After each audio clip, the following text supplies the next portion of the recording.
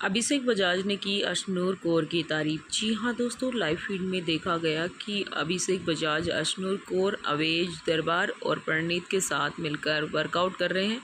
और इसी दौरान देखा गया कि जहां प्रणीत अशनूर और अभिषेक की बातें कर रहे हैं, तो वहीं अभिषेक भी अशनूर की तारीफ करते पीछे नहीं हट रहे हैं।